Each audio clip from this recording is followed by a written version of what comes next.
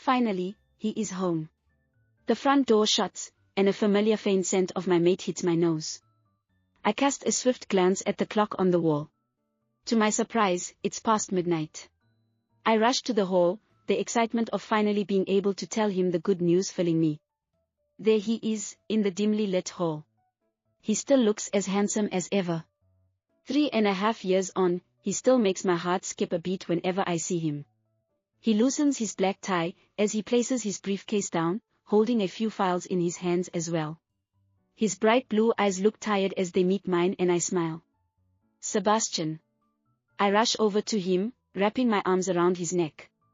He catches me with one arm, but there's no enthusiasm. He must have had a really hard day. I don't mind, I know how stressful things are at work lately. Placing me back on the floor, he raises a brow as he looks down at me. Why are you awake at this time? He asked me in his deep, rugged voice. I was waiting for you. I wanted to have dinner together. There's something I wanted to tell you, I explain as I help him out of his jacket, brushing a piece of lint from his white shirt that is no longer as crisp as it was this morning. I've already eaten, he replies, surprising me as he heads towards the living room. I have something to tell you. Okay, you go first, I say as he drops onto the sofa, stretching his long legs, and resting his arm on the back of the sofa. I sit down beside him, knowing he would share something regarding the work meeting. After all, I am knowledgeable on these matters and he'd often get my opinion on his ideas. However, there's something off. There's a coldness in his eyes as he looks into mine.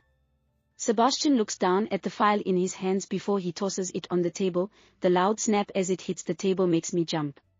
Read it. I take it uneasily and flip open the blank file, but the red words in bold print at the top of the first page make my blood run cold. Divorce agreement. I gasp as I quickly scan the document. That feeling becomes worse.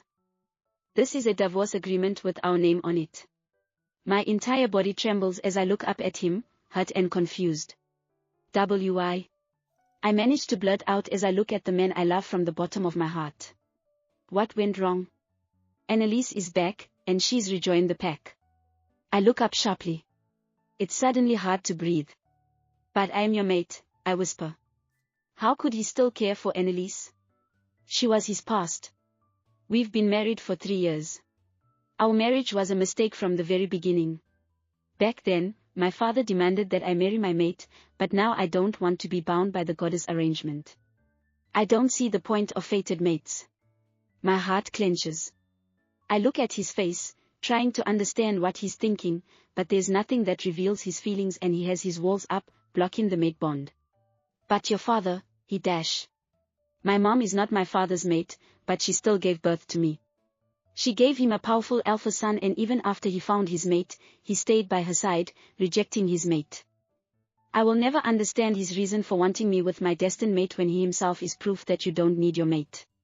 Those words are worse than being stabbed 1,000 times, and I can feel my eyes prickle with tears, the agony my wolf is feeling consuming me. Does he really think that is the truth?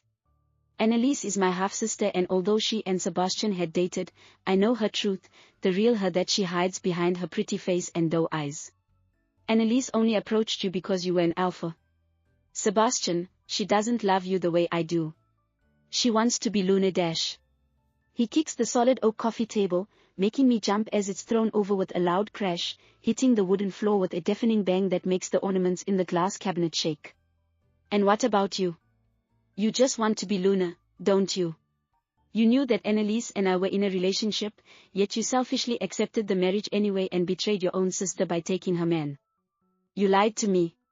She's told me everything. No, that's not true. Let me explain Dash. Don't antagonize me, Zaya, you got what you wanted, you became my wife and Luna, but that wasn't enough for you. You forced Anneliese from coming anywhere near this pack because you knew once she returned, I would learn everything. Yes, I did want Anneliese to leave, but I never made her leave. She left of her own accord once she learned Sebastian had found his mate, but now, it's almost as if she has been planning her return all this time. Is she really enough to come between what we have? Sadly, I look into his eyes, realizing he never trusted me. He's now judging and calculating everything I gave him with suspicion, as if I had played him to gain the position of Luna. Doesn't he realize I fell for him before I even knew he was an alpha? Has he always been wary of me?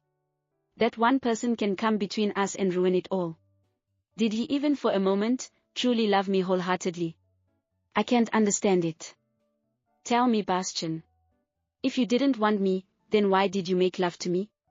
Why did you touch me like I was the only woman who mattered to you? Taking a deep breath, I ask him the decisive question.